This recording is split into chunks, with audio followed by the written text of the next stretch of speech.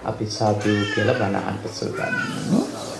සමන්ත චක්කවාලේසු අත්‍රා ගච්ඡන්තු දේවතා සද්දම්මං මුනි රාජස්ස සුනන්තු සග්ග මොක්ඛදං ධම්මස්සවන කාලෝ අයං බදන්තා ධම්මස්සවන කාලෝ අයං බදන්තා ධම්මස්සවන කාලෝ අයං බදන්තා නමෝ තස්ස භගවතෝ අරහතෝ සම්මා සම්බුද්දස්ස නමෝ තස්ස භගවතෝ අරහතෝ සම්මා සම්බුද්දස්ස නමෝ තස්ස භගවතෝ අරහතෝ සම්මා සම්බුද්දස්ස කතඤ්ඤෝ කතවේදී පුග්ගලෝ දුර්ලභෝ ලෝකස්මින්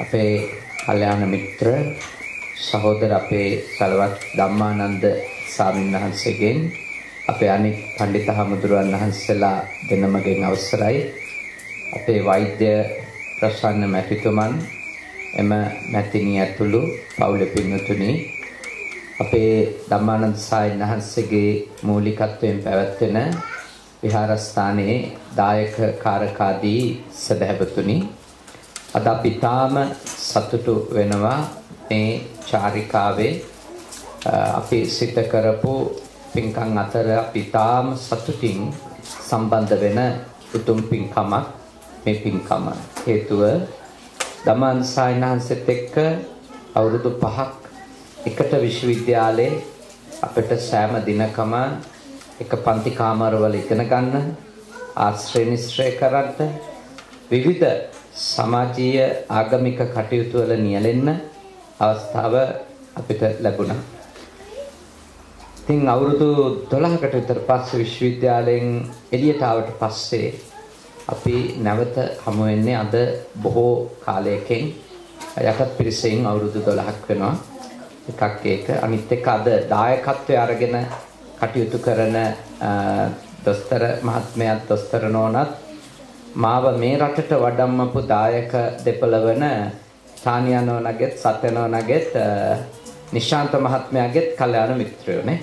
ඒ දරුවොත් යාළුවෝ එකට තමයි ඉන්නේ. ඉතින් ඒක ලොකු සම්බන්ධකමක් තිබෙනවා.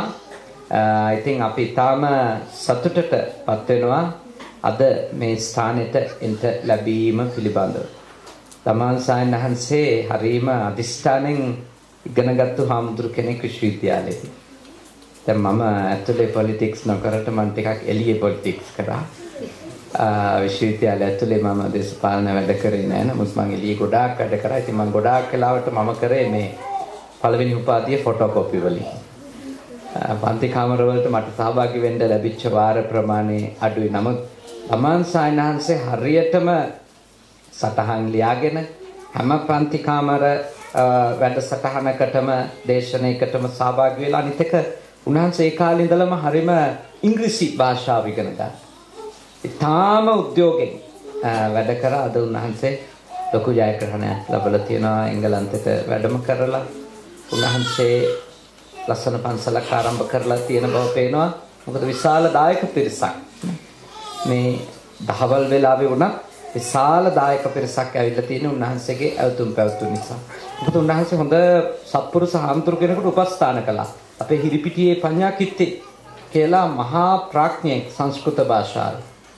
ඉතින් අපේ ස්වාමීන් වහන්සේ අත්තිඩියේ වැඩ ඉන්න කාලේ පන්සලේ වැඩ ඉඳිද්දී උන්වහන්සේට උපස්ථාන කරා.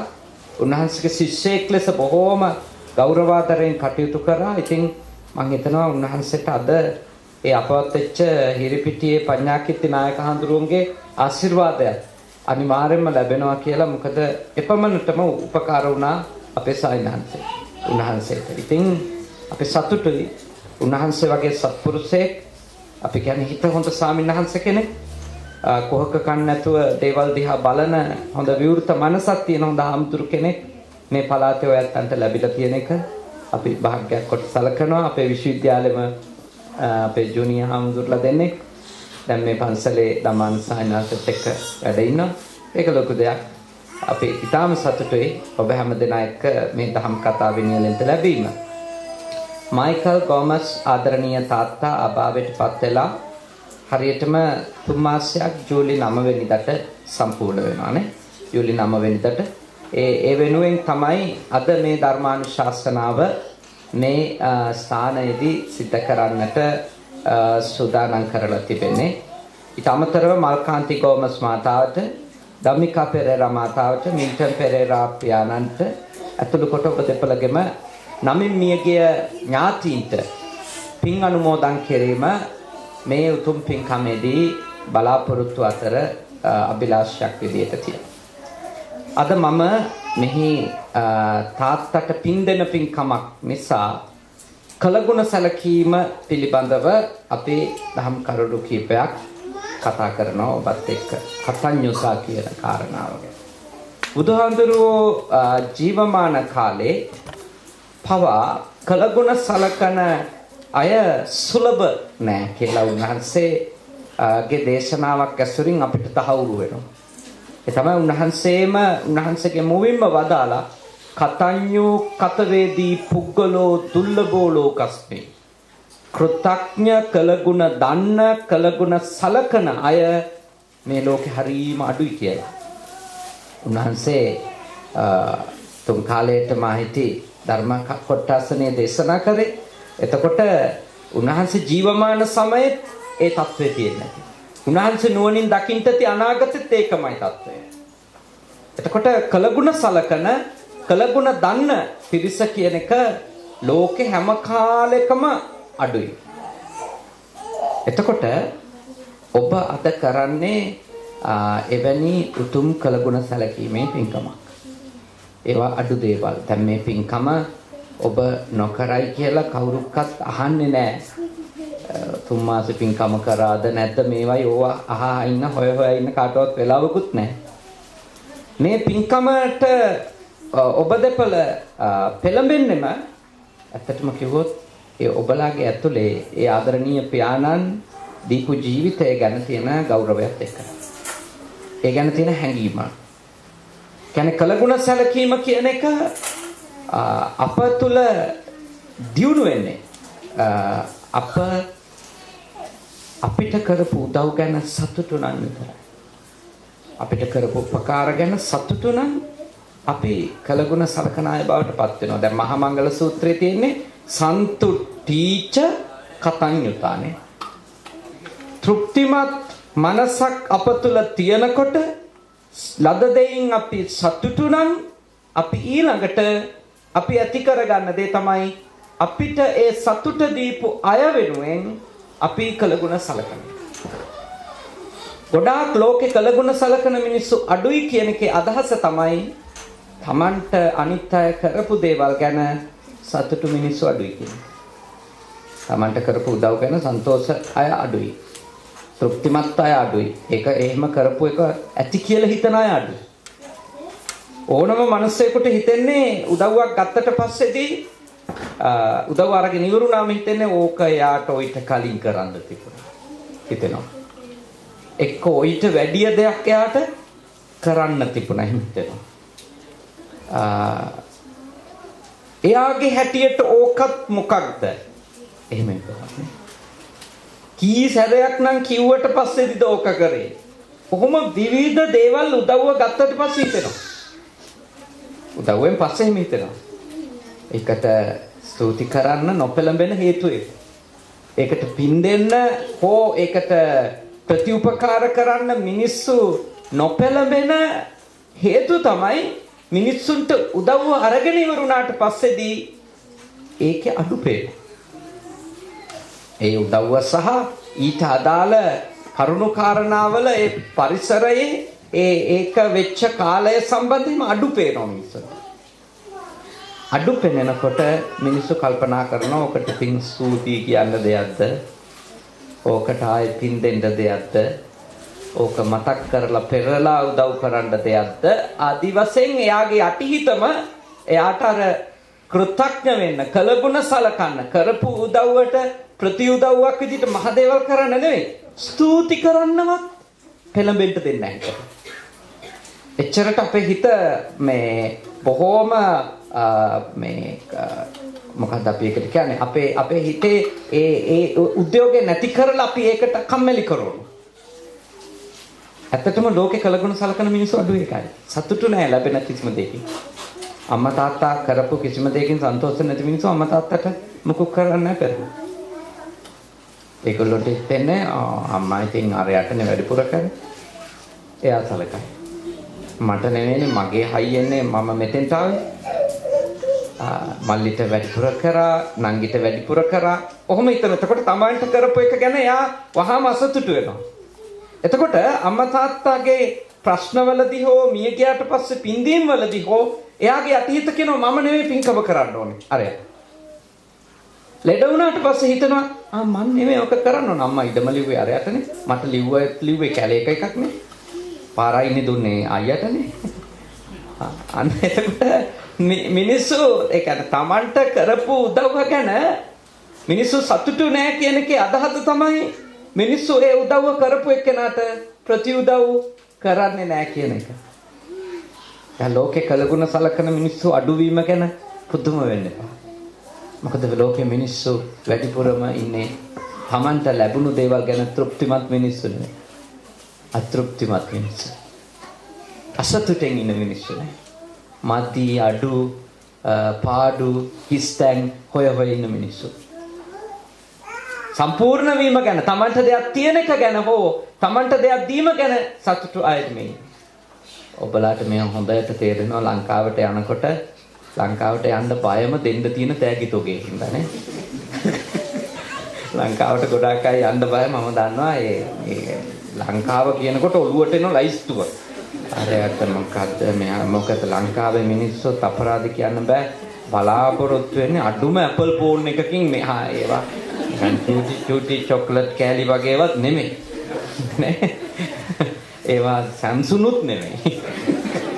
ඉතින් ඒ බලාපොරොත්තු වෙන තත්ත්වය ඔබ දන්නවා. ඉතින් ඒ මිනිස්සුන්ට ඒ කොච්චර දුන්නත් හරි ඒගොල්ලෝ සතුටු කරන්නත් හරි අමාරුයි. එංගලන්ත ඉඳලා ඔච්චරද පුළුවන් කියන්නේ නම් ලන්ඩන් කියලා ඔළුවට එනවා මිනිස්සුන්ට. ඒ කියන්නේ ඔබලා කරන දේවල් සම්බන්ධව ඔබලාගෙන් ඒ දේ ලබන අයට දැනෙන්නේ නැහැ මම මතක් වුණු එකත් ලොකු දෙයක් නේ කියන එක. මං වෙනුවෙන් චොක්ලට් එකක් හරි මෙයා අරන් ආවේ එයාගේ හිතේ මං ගැන මතකයක් තියෙනවා කියන එක ඔළුවට එන්නේ නැහැ. අපි හැමතිස්සෙම උදව්වකට පස්සේ බලන්නේ ඒකේ ක්වොන්ටිටි එක කොහොමද? ඒක කොච්චර ලොකු උදව්වක්ද පොඩි උදව්වක්ද? ඊළඟට එයා ඉන්න තැනත් එක්ක එයා ගන්න ආදායම් එක්ක කොච්චර දුරට කම්පෙයාර් කරලා බලනවා මෙයාට මෙච්චරත කරන්න පුළුවන්. ඒකින්ද මම ඔබට මෙත් සිතින් කරුණාවෙන් යෝජනා කරනවා මේවා තේරුම් අරගත්තම අපේ හිත රිදෙන ප්‍රමාණයත් අඩුයි මිනිස්සු එහෙමයි කියලා තේරුණා. ඒත් අපේ හිත රිදෙනවානේ. අපි කාටත් හැමෝම වෙනුවෙන් චුට්ට හරි දේවල් අරන් යනවා. හැබැයි මිනිස්සුන්ගේ මූණේ එළියක් පේන්නේ නැහැ. මිනිස්සු හදවතින් ස්තුති කියනවා අපිට දකින්න නැහැ නේ. අපිට දැනෙනවනේ මෙයා මේකෙන් තෘප්තිමත් වෙන්නේ නැහැ කියලා. ඒ ගැන පුදුම වෙන්න එපා. මිනිස්සු අපි දෙයක් දෙනකොටම හිතන්නේ අපිට ඊට වැඩිය දේවල් දෙන්න පුළුවන් කියලා. අපි චූටි දෙයක් කරනකොට අපි එයා වෙනුවෙන් ඒක කරන එක නෙවෙයි යාට වටින්නේ. ඒක කරපු ප්‍රමාණය ඇතිද මදිද එක්කෝ ගත්තු කාලය කොච්චරද ඒක කරන්න. ඒ වගේ ගොඩාක් අඩු මිනිස්සුන්ට පේනවා ඒක මනුස්ස ස්වභාවයක්. ඒ ගැන ඔබ අනුකම්පා කරනවා. අනුකම්පා කරන ගමන් ඒ වගේ චරිත ඇති අයට අනුකම්පා කරන ගමන් මම ඔබට යෝජනා කරනවා ඔබ ඉගෙන ගන්න ඕනි ඔබේ දරුවන්ට උගන්වන්න ඕනි අනේකා එයාට කරන පුංචි දේ ගැන සතුටු වෙන්න. දෙයක් කිරීම ගැන කරපු දේ ප්‍රමාණය හොයන්න එපා කියන එක කියලා දෙන්න. ඒක ලොකු එකක්ද පොඩි එකක්ද එකට ගියපු කාලය මොකක්ද කියන එක නෙමෙයි. එයාට පුළුවන් වෙලාවෙ එයාට පුළුවන් දෙයක්. කරානම් ඒ කරපු එක ගැන සතුටු වෙන්න ළමයෙකුට උගන්වන්න ඕනේ. එහෙම නැති වුණොත් අපේ ජාතියේ එන්නෙන්නම කලගුණයක් සලකන්නේ නැති මිනිස්සු කෘතඥ නැති මිනිස්සු බවට පත් වෙන එක වළක්වන්න බෑ. අකෘතඥය. දන්නේ නැහැ වගේ හැසිරෙනවානේ. ගොඩාක් අය අනිත් අයට උදව් කරන්න පෙළඹෙන්නේ නැති හේතුව ඔතෙන්දි හදාගන්න හිත රිදවා ගැනීමනේ. ඔතෙන්දි හදාගන්න හිත රිදවා ගැනීමේදී ආයේ ඊට පස්සේ ටිකන් කිසිම මිනිහෙකුට උදව්වක් කරන්නේ නැහැ කියන දැඩි තීන්දුව වලට අපි යනවා. මම ඔබට යෝජනා කරනවා ඔබ කෙනෙකුට උදව් කරද්දී කවදාවත් ප්‍රතිඋදව්ව ඔළුවේ තියන් උදව් කරන්න එපා. එහෙම වුණොත් ඔබගේ සත්පුරුෂකමට නිමාවක් එනවා. ඔබගේ පරිත්‍යාගශීලී බවට ඔබ තාප්පයක් හදාගන්නවා. ඔබ හදාගත්ත වෙනවා මෙන්න මේ බවුන්ඩරි එකෙන් යාට මම යන්නේ නැහැ. වැඩක් නැහැ මේ මිනිස්සු. බෝසත්කම කියන්නේ ඒක. බෝසත්කමේදී උදව් කරන්න උදව් අවශ්‍ය නිසා ඒගොල්ලෝ. උදව් කිරීම මනුෂ්‍යයින්ටත් සතාසීපාවටත් ගහකොළවලටත් ලෝකෙට සමාජයට ඕන කෙනෙකුට අපි උදව් කිරීම උසස් මනුෂ්‍ය ධර්ම නිසා. ඒක අපේ බෝධිසත්ව චර්යාව නිසා. අපි උදව් කරන්න ඕනේ එකට මිසක අපට ස්තුති කියයි කියලා බලාපොරොත්තු වෙන්නේ. ඒක බලාපොරොත්තු වෙච්ච ගමන් අපේ උදව් වලට අනිවාර්යයෙන්ම එක තැනකදී ඉවරයි. අපිට එපා වෙනවා. අපිට කලකිරෙන ගොඩාක් අයගේ සමාජ සේවය නවතින්නේ පෙරලා කළගුණ සැලකීම අපේක්ෂාවෙන් උදව් කරනවා. ඒකට සමාජ සේවා නවතුනවා. අනිත් අයට උපකාර කිරීම නවතුනවා. දැන් සමහරව ලංකාවෙන් ආවම කමියුනිටි එකට අලුත් එක්කෙනෙක් ආවම තඩි පිටි ගාලා උදව් කරනවා නේ. හැබැයි පස්සේ ඒගොල්ලෝ වෙනස් වෙලා කරන යම් දේවල් හින්දා ඊට පස්සේ එන එක්කෙනෙකුට උදව් ඕන වුණත් කරන්න ටිකක් දෙවතාවක් හිතනවා. කලින් අයට කරලා මදිත කරගත්තු ටික කියලා. අපි අර අපේ කමියුනිටි එකට උදව් කරන්න නැතුව යනවා. මම ඔබට කියනවා ඒක කරන්න එපා කියලා. අනිත් අය ඔබට පෙරලා කරන එක ඒක ඔබේ ප්‍රශ්නයක් නෙමෙයි. ඒක යාගේ ප්‍රශ්නයක්. ඔබ බෞද්ධයෙක් විදියට අපේ ලාංකිකයෙක් මෙතෙන්ට ආපු වෙලාවක ඔබෙන් උදව් ඕනේ නම් ලාංකික නොවන මිනිස්සෙකුට හරි ඔබගෙන් උදව් ඕන වෙලාවක ඔබ පෙරලා උදව් කිරීම තමයි ඔබගේ බෝධිසත්ව ගුණය. ඒ වගේ දේවල් අපිට පුහුණු වෙන්න පුළුවන් දේවල්. අපෙන් උදව් අවශ්‍යයිට අපි උදව් කිරීම. පෙරලා මුකුත් බලාපොරොත්තු වෙන්න බෑ. ඇත්තටම පෙරලා බලාපොරොත්තු වුණොත් ඒ බලාපොරොත්තු වෙච්ච තැන ඉඳලම පිච්චීමක් තියෙනවානේ. අසහනයක් තියෙනවා. අතෘප්තියක් තියෙනවා. මොකද හේතුව ඒගොල්ලෝ අපිට පෙරලා අපි බලාපොරොත්තු වෙන ගෞරවනීය බව අපිට දක්වන එකක් නැහැ. අප කෙරෙහි ස්තුතිවන්ත වෙන එකකුත් නැහැ. අප ගැන අගයක් ඇතුව වැඩ කරන එකකුත් නැහැ. කොටිම ටික දවසක් යනකොට අපි ගැන අමතක වෙලා වගේ ඉන්නත් පුළුවන්. ඒක ප්‍රශ්නයක් නෙමෙයි. ඒක යාගේ ප්‍රශ්නයක්. ඒක අපේ ප්‍රශ්නයක් වෙන්නේ අපි බලාපොරොත්තු වෙන්නේ කියලා. ඔබ පුරුදු වෙන්න ඕනේ බෝධිසත්වයන් වහන්සේගේ උතුම් චර්යා ධර්මනේ. බෝධිසත්වයන් වහන්සේ ලෝකය වෙනුවෙන් උපකාරවත් උනේ බෝසත් අවදීදී. පෙරලා මුකුත් බලාපොරොත්තු වෙන්නේ මේ ඒගොල්ලන්ට උපකාර ඕනේ හින්දා. අර කපි ජාතකයේදී වඳුරෝ ටික අඹ කකා ඉඳිද්දී රජුරුවත් එනවා අඹ කන්න ඕන කමට. ඒකට පනින්න ඕන පැන්නම දිගමදි. ඒ ගොඩහින් නැමිච්ච අත්තක යා එල්ලිලා ඔක්කොටම කියනවා මගේ පිට උඩින් යන්න කියලා. පිට උඩින් යන්න කියලා. ඒ අද්දි අන්තිමටම ගියපු වඳුරා ශරීරේ කොටසක් හපලා තුවාල කරලා මේ මාරාන්තික තුවාල කරලා එයා යනවා. ඒ දේවදත්ත ඉපතිලා ඉඳපු අවස්ථාව. හැබැයි බෝධිසත්වෝ ඒක ගැන පෙරලා මේ වෛර කරන්නේ නැහැ. මොකද හේතුව ඒ වෙලාවේ බෝධිසත්වෝ කලේ ලීඩර් කෙනෙක් විදිහට කරන්න ඕනේ. ඒක කරන්න ඕනේ. ඒගොල්ලන්ට උදව් කරන්න ඕනේ යාගේ සේනාවට. ඒක තමයි ඔහුගේ ලීඩර්ෂිප් එක. ඒ හින්දා මම ඔබට යෝජනා කරන ඔබ පවුලයට හෝ වෙනත් ලාංකික මේ සමාජයේ මේ රටේ ඉන්න අයට හෝ ලංකාවේ මව් රටේ ඉන්න අයට හෝ උදව් කරද්දී මොකක්වත් බලාපොරොත්තු වෙන්න එපා. බලාපොරොත්තු වෙන උදව් කරපු අය හරියට දුක් විඳිනවා පස්සේ. හරියට දුක් විඳිනවා. දරුවන්ට හරි දේවල් කරන්න එපා මොකද බලාපොරොත්තු වෙන්නේ. ඒගොල්ලන්ට අපි දේවල් කරන්න ඕනේ ඒගොල්ලන්ට යහපතක් වීම පිණිස පමණයි. ඒගොල්ලන්ට හොඳ අධ්‍යාපනයක් දුන්නා ඒක ඒගොල්ලන්ට හොඳයි.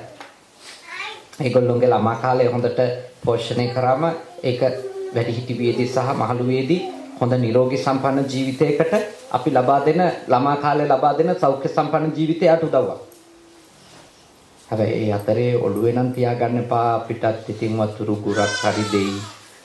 අපි බලයි සමහර විට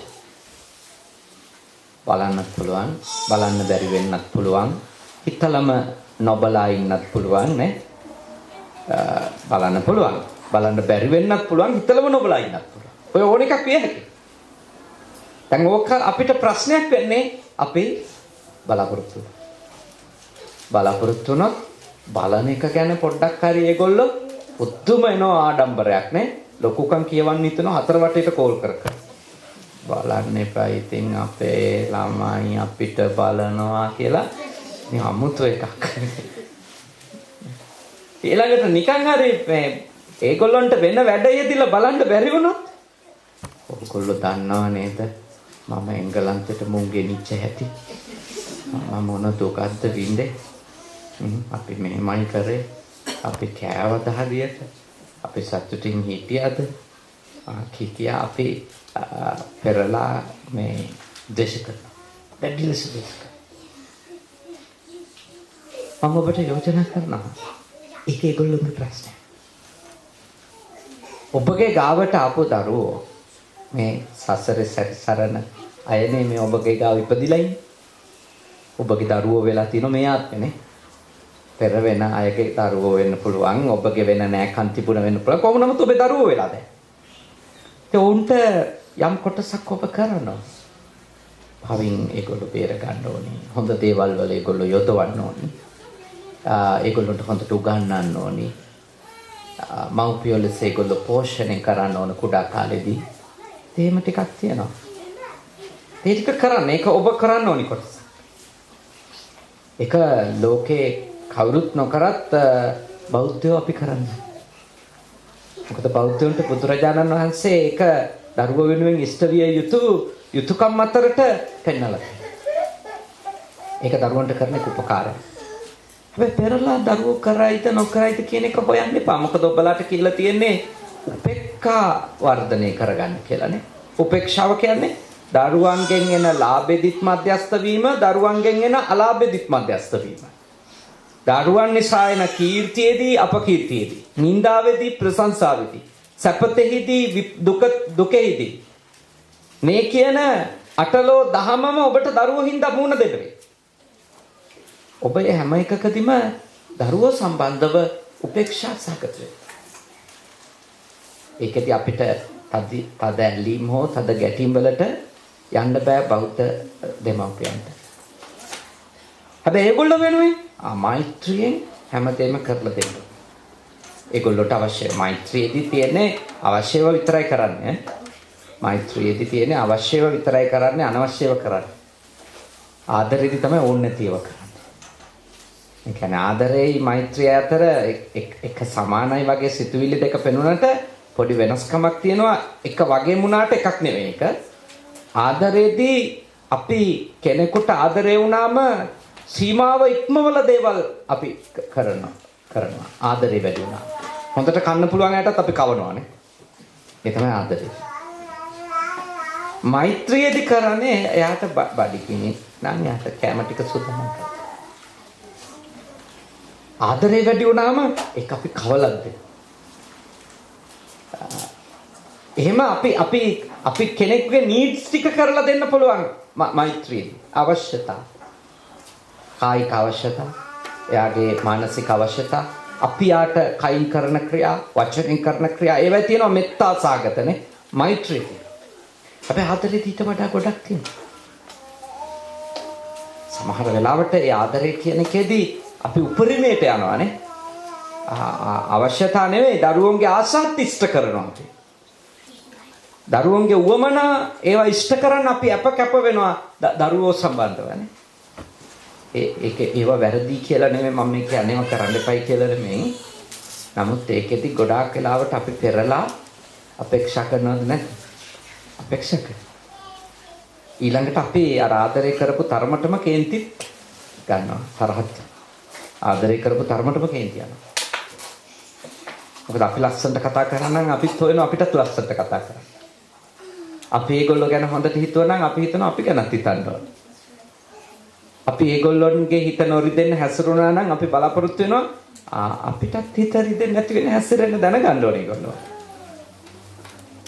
මෙත්තාවල විශේෂත්වය තමයි ඔය ටික ඔක්කොම කරනවා කායිකවයි වාචසිකවයි මානසිකවයි. හැබැයි ඒකේ රිටර්න් එකක් හොයන්නේ නැහැ.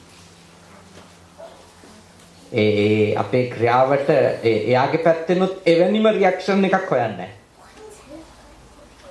එතකොට මෛත්‍රී හින්දා දුක් විඳින්නේ. ආදරේ හින්දා දුක් විඳින්නේ. පැහැදිලිද? හොඳට තේරුම් ගන්න. ඒ කියන්නේ බුදුහාමුදුරු කියන්නේ දරුවෝ හදනකොට තියෙන්න ඕනේ මොකද්ද? මෙත්තානේ. මෙත්තා. කරුණාව, මුදිතාව ඒවත් හරි උදාර දේවල්නේ. කරුණාව කිව්වේ ඒකට ඉංග්‍රීසි වචනේ මම දන්නේ නැහැ. කම්පැෂන් තමයි. ළමයි කයින්ද? මොකක්ද? කයින්ඩ්නස් කියන එක. කම්පැෂන් ඒ කරුණාව. මෛත්‍රිය. කයින්ඩ්නස් කියන එක. කරුණාව. ඉතින් කරුණාව හොඳ එකක්. හැබැයි කරුණාව කියන්නේ දුක නෙමෙයි. දැන් කරුණාවයි ශෝකයයි ළඟින් යනවා. දැන් අපි ගොඩාක් වෙලාවට හිතනවා අනිත් එක්කෙනා දුකෙන් ඉන්නකොට අපිත් එයත් එක්ක දුකෙන් ඉන්න එක තමයි අපේ හිත උණු වෙනවා කියන එක අදහස. නෑ. හොඳම උදාහරණය අර මේ සෝපාක අමුසෝනි ගැට ගහලා මලමිනියකට ගැට ගහලා දාලා තියෙනවා. සෝපාක රාත්‍රී අඬනවා හීතලටයි මලමිනී කන්න ආපු සත්තුන්ගේ කෑකෝ හඬටයි බය වෙලා. බුදුහාමුදුරුවෝ ඔහුව ඒ මලමිනියෙන් ගැට ගහලා තිබිච්ච තැනින් ලිහලා අරගෙන ඇවිල්ලා නාවලා එයාට කරන්න පුළුවන් ලොකුම උදව්ව වෙච්ච එතන ආරක්ෂාව දෙන්න. පහන කරනවා. ඒක තමයි කරුණාව. දැන් අපි ගොඩාක් වෙලාවට එහෙම ළමයි අනුන්ගේ ළමයි එහෙම දුක් විඳිනවා දැක්කම අපිටත් අපි කියන අයියෝ පපුව පිච්චෙනවා මේවා දැක්කම කිව්වට අපි එහෙම මොකුත් කරන්නේ නැහැ. ගොඩාක් මිනිස්සු කියනවා ගඟට ළමයි දාලා කිව්වම අයියෝ දෙන්න එපැයි කාට හරි දුන්නොත් ගන්නවද? ඕවා කරනවද? අපි ඒ වගේ කතා පවත්වනවා විතරයි. මං හිතන්නේ ඒක අපේ ඒ කියන්නේ ඒක ක්‍රියාව ඇතුලේ නෙමෙයි ඒක වෙන්නේ. ඒක කතා අපි කතා කියන්නේ. ළමයා බඩගිනි කියලා අරගෙන ඇත්තටම බිස්නස් එකට එන අයතින්න පුළුවන්. නමුත් ඇත්තටම අත දික් කරොත් ළමයාට මේ වෙලාවේ දෙන්න මොනවා හරි කන්න අරන් දෙන්න කියලා අපේ ඔළුවට එන්න පුළුවන්. මේක ව්‍යාපාරයක්. දැන් ඒ ළමයාට එහෙම කන්න බැරි හින්දා ගඟට දැම්මම අපි කියනවා දෙන්න එපයි කාට හරි. නෑ ඒක තමයි අපිට තියෙන්නේ අර ක්ෂණික දුක්, ක්ෂණික ශෝක. කරුණාව කියන්නේ මිනිස්සේ දුකෙන් අසහනයෙන් වේදනාවෙන් ඉන්නව දැකලා එයා ඒ දුකෙන් වේදනාවෙන් අසහනෙන් ඉන්න හේතු අඳුනගෙන අනේ හේතු වලින් එකක් හරි නිදහස් කරන්න අපිට පුළුවන් නම් අපි ඒක කරමු. ඒක තමයි කරුණාවත් එක. කරුණාව කියන්නේ අඬනාත් එක්ක අඬන එක නෙමෙයි. ඒක ශෝක. ශෝකයයි කරුණාව එකට ළඟින් යනවා. අම්මා කෙනෙක් දරුවන්ට කරුණාවන්ත නම් දරුවෙක් වැටිලා අඬන වෙලාවට එයාව නැගිටලා තුවාල වෙලා නම් පේත් දාලා යව සනසන එක. එතකොට ළමයා වැටිලා අඬනවා කියලා ගොඩාක් වෙලාවට ලංකාවේදී අම්මා කෑ ගහලා සීනති වෙන ඊට වැඩියයි කියන්නේ. ඒ බය වෙලා නේ. ඒක ශෝකය ආවන් එයා කරන්න ඕනි එක නෙවෙයි කරන්න වෙන එකක් අත. වෙන එකක් කරන්න. එහෙනම් කරුණාව කියන්නේ එයා දුකින් නිදහස් කරගන්න මොනවා හරි කරන එක අපි. එයාගේ හේතු අඳුනගෙන ඒ හේතු නැති කරන එක. සමහරවිට චූටි දෙයක් කරන්න පුළුවන්. හැබැයි කරුණාවේදී බලාපොරොත්තු වෙන්න ඕනේ. කරුණාවෙන් කතා කරත් කෙනෙකුට ඒකත් එයාට ඒ වෙලාවේ ඕන එකනේ. එයාගේ දුක අහන් ඉන්න එකත් සමහර විට එයාගේ ප්‍රශ්නේ, දරුවාගේ ප්‍රශ්නේ අම්මා අහන් ඉන්න හොඳ. මම යෝජනා කරනවා අහන් ඉන්න. ඒක ලිමිට් එකක් නෑ. එයාට ඕන තරම් කියන්න දීලා අහන් ඉන්න. මම ඔයාට පැයක් අහන් ඉන්නම්. අනේ පැයෙන් පස්සේ නම් බෑ කියලා නෙමෙයි කරුණාව පටන් ගන්න. ඔයා කතා කරන්න මං අහන් ඉන්න. අට ඕන දෙයක් කියන්න මං අහන් ඉන්නම් ඔයා. හැබැයි මතක තියාගන්න ඕනේ කරුණාවේ විශේෂත්වය තමයි එහෙම අපි අනිකාට කරුණාවන්ත වුණාට අපි අනිකාගෙන් කරුණාවන්තකම නැසෙවිය යුතුයි. ඒක හොයන්න ගත්තු ගමන් මොකද වෙන්නේ? දුක් විඳින්න. මොකද සමහර විට අපි එයාගෙන් කරුණාව හොයන වෙලාවේ එයාට අපිට කාරුණික වෙන්න බැරි පරිසරයක් තියෙන්න පුළුවන්. එයා හිර වෙච්ච වෙලාවක් වෙන්න පුළුවන්. අවිවේක වෙලාවක් වෙන්න පුළුවන්. විවිධ දේවල් තියෙන්න පුළුවන්. දරුවන්ට කරුණාවන්ත වෙන්න ඒ දරුවන්ගේ කරුණාව හොයන්න එපා. හොයන්න නැති එක්කෙනාට මොනව ලැබුණත් සනසිලි. හොයන එක්කෙනාට ලැබෙන එක එක්කමදී කියලා හිතනවා නේද? එහෙම ගොඩක් ප්‍රශ්න තියෙනවා. හොයන්න එපා. හොයන එක තමයි දුක් විඳින හේතුව. අනිත් අයට කරන එකෙන් දුක් විඳිනවා කියලා අපි හිතන්නේ නෑ. කරලා හොයන එකෙන් දුක් විඳින්නේ. තේරෙනවද ඒ කාරණේ? අපි හිතන්නේ මේ අපි දුක් විඳින්නේ මේ අනුන්ට කරන්න ගිහිලා කියලා දේවල්. ඇත්තටම නෑ. අපි දුක් විඳින්නේ අනුන්ට දේවල් කිරීමෙන් හින්දා නෙමෙයි. අනුන්ට දේවල් කරලා අපි ඒගොල්ලොන්ගෙනුත් දේවල් හොයනවා. කන්නිකන්නක දවස් 10ක් එක දිගට හිඟන්නේකොට වත් දුන්නොත් එහෙම ගෙදරට එනවා එක දිගට යන දවස් 10ක් හිඟන්නේ කැමිල්ලගෙන. හැමදාම දෙන්න. 11 වෙනි දවසේ ඔබ සිටි එකට ගියපු වෙලාවක ඔබ දකින්න ඒ හිඟන්න ඉන්න සිටි එකේ හිඟන්නත් ඔබ දකින්න හිඟන්න දැක්කේ නෑ වගේ ඉන්නවා.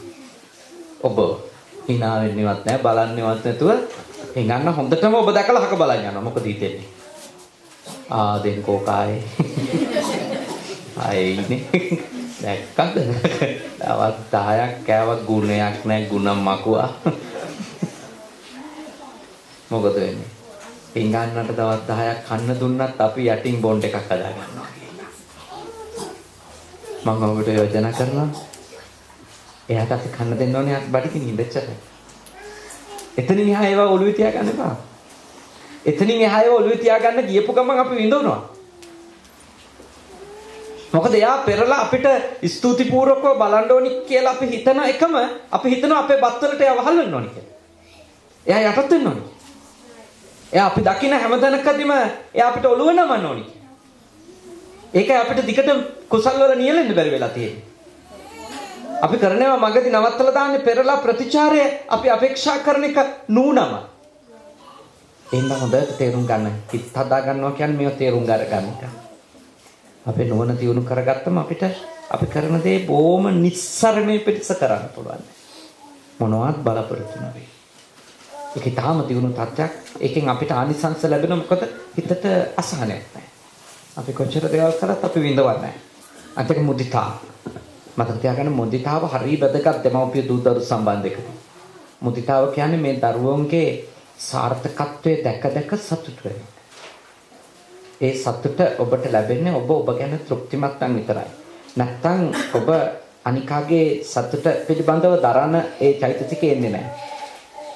ඔබ සතුට වෙනවා නම් මම මේ දරුවන්ට දේවල් හොඳට කරලා දෙනවා ඒකෙන් ඒගොල්ලෝ සතුටින් ඉන්නවා කියලා අන්න එතකොට පෙරලා ඔබට සතුටක් එනවා. ඔබ අනිකා සුවෙන් ඉන්නව දැකලා සතුට වෙන්න පුහුණු වෙන්න තමයි ඔබේ දරුවෝ ඉන්නේ ඔබට. මොකද ඒගොල්ලෝගේ සුවපත් ජීවිතය වෙනුවෙන් ඔබ උපරිම දායකත්වය දක්වනවා නේ. ඉරිපෙවිල්ල ඉඳලා නෑවිල්ල කැවිල්ල පෙවිල්ල ඔක්කොම නේද?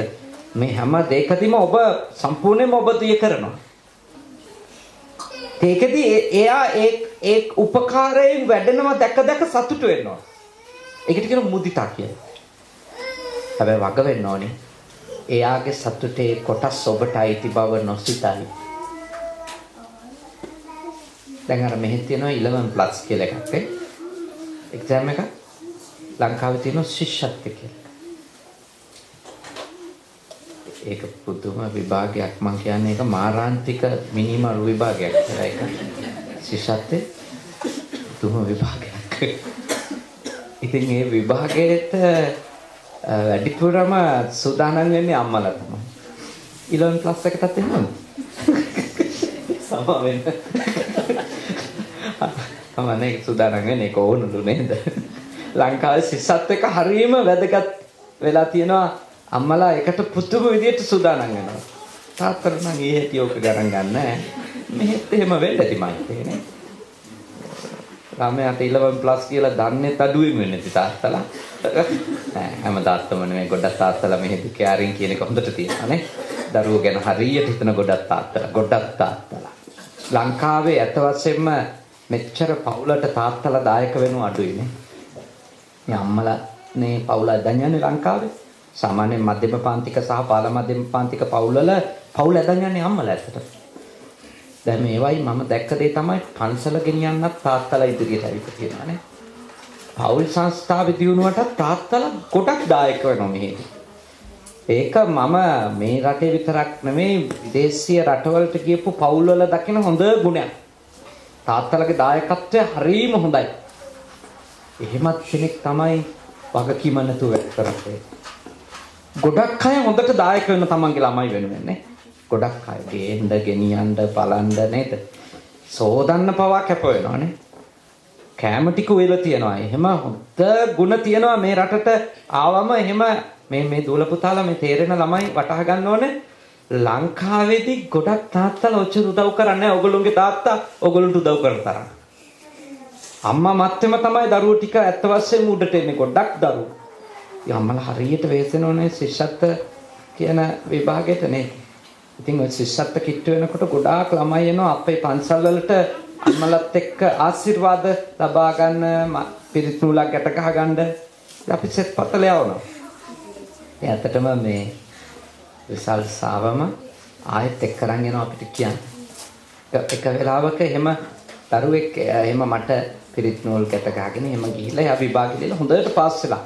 ලකුණු 182ක් අරන් ඉතින් ඒ දරුවාව එක්කරන් ආව අම්මා මගේ ගාවට මං ඉතින් ඒ පොඩි එකාට හොඳට ප්‍රශංසා කරා. ඔයා හොඳ ළමෙක්, ඔයා දක්ෂයි. මම ගත්තෙත් ලකුණු 43යි ওই විභාගෙට. ඔයා 182ක් මාරන්. ඔයා හොඳ ළමෙක් කියලා මං ඉතින් යාගේ දක්ෂකම හොඳට ප්‍රශංසා කරා. ටික වෙලාවක් අහන් ඉනකොට අම්මා නලියනවා වගේ.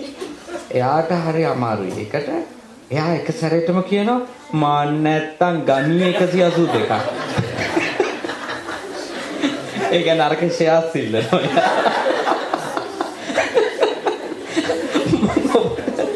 මම ඔබට කියනවා ඒක මුදිතා නෙවෙයි. මුදිතා කියන්නේ එයා සතුටින් ඉන්නව දැකලා සතුටු වෙන එක.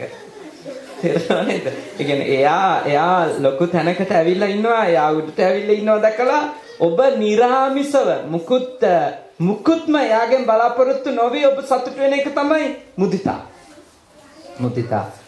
ඒක හරි වටිනවා. නැත්තම් වෙන්නේ අර වගේ හිත රිදෙනවානේ.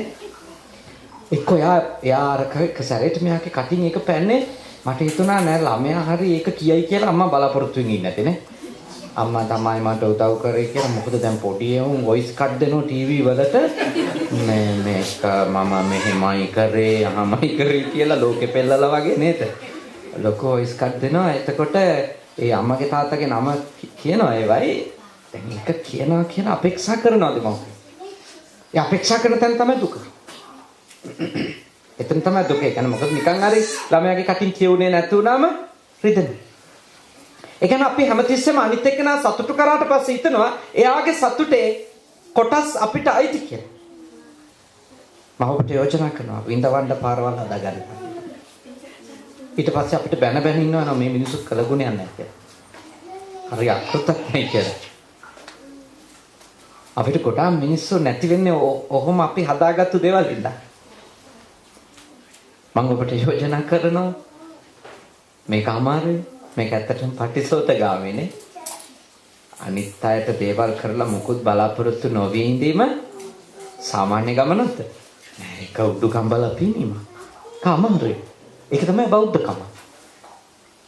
හොඳ බෞද්ධ පුහුණුවක්, හොඳ බෞද්ධ ප්‍රතිපදාවක් එක දුෂ්කර දෙයක්. ඒකින්ද ඔබ උත්සාහ කරන්න ඔබගේ දරුවොත් එක්ක මේවා පුහුණු වෙන්න.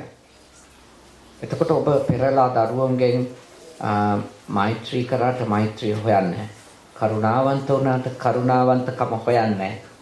ඔබ දරුවන්ගේ දියුණුවට උදව් කරලා සතුටු වුණාට ඒ සතුටේ කොටස් ඔබටත් ලබා දෙයි කියලා ඔබ හොයන්නේ. ඔහුව සතුටු කරාට ඔබ සතුටු කරයි කියලා බලන්න. ඒක ඔබේ හිත හදාගන්න හොඳයි. ඒ ටික කරන එක ළමයින්ගේ කෘතඥකම. ඒක ළමයින්ගේ. ළමයි ඒක අම්මා තාත්තා වෙනුවෙන් කරන්න ඕන. Tamanට දක්වපු කරුණාවට වඩා කරුණාවක් දෙන්න ඕනනේ. Tamanට දක්වපු අනුකම්පාවට වඩා අනුකම්පාවක් දක්වන්න ඕනි. Taman ගැන අම්මා තාත්තා සතුටු වුණාට වඩා අම්මා තාත්තා සතුටු කරලා Taman සතුටු වෙන්න ඉගෙන ගන්න ඕන. ඒක ළමයින්ගේ කටයුත්තක්. ඒ අම්මා තාත්තා අපි ඒව බලාපොරොත්තු වෙන හොඳ නැහැ. ගුරුවරු ඒව බලාපොරොත්තු වෙන හොඳ නැහැ. හිත රිදෙන. දැන් මම 80ක් පොඩි හාමුදුරුවලා මගේ ආයතනයේ ට්‍රේනින් කරන අපේ දමන් හාමුදුරුවෝ දන්න 80ක් ඉන්නවා. හැබැයි මම සෑම දිනකම ලංකාවෙන් ඉඳි පන්සලට එන්නේ සාමාන්‍යයෙන් 11 12 එක වෙලා ධර්ම දේශනාවලට කියලා. ඈත පිටිසර ගියාම පැය 4-5 ට්‍රැවල් කළා මහරාත්‍රි පන්සලට එන්නේ. එතකොට කවුරුත් නැහැ ඉතින්.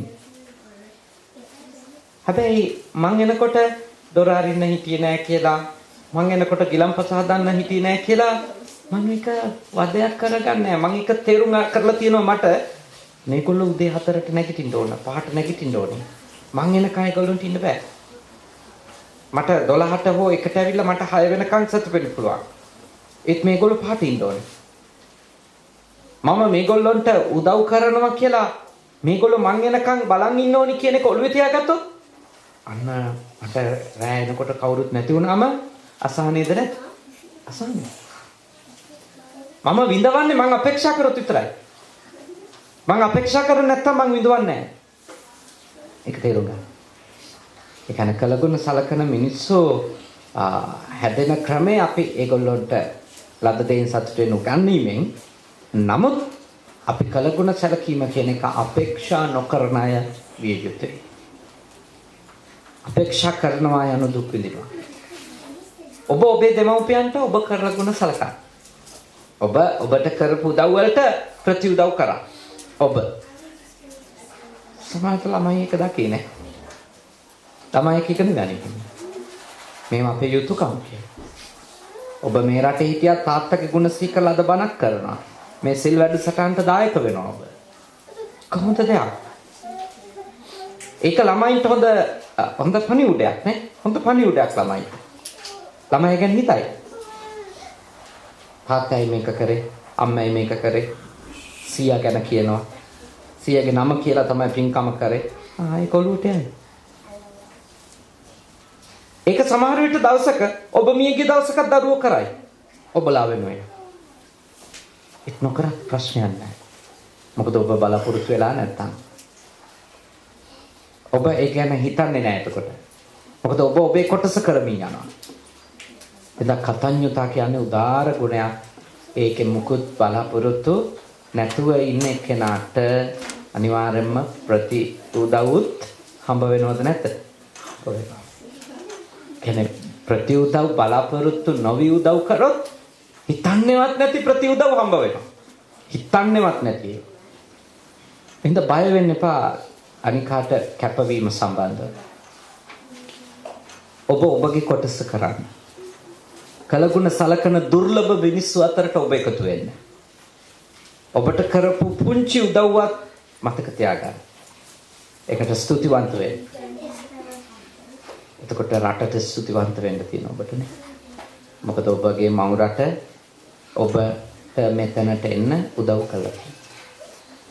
ඔබ එංගලන්තයට ඇවිල්ලා වැදගත් රස්සාවක් කරන්නේ අහම්බයක් ලෙස නෙමෙයි. අපේ රටේ ඈත පිටිසර කම්කරුවන්ගේ ඉඳලා ගොවිතැන්පත් කරන මිනිස්සුන්ගේ ඉඳලා බොහෝ දෙනෙකුගේ පොල් ගෙඩියෙන් හාල් කිලෝ එකෙන් අය කරපු ටැක්ස් එකෙන් තමයි ඔබ ඉගෙන ගත්තේ නේ.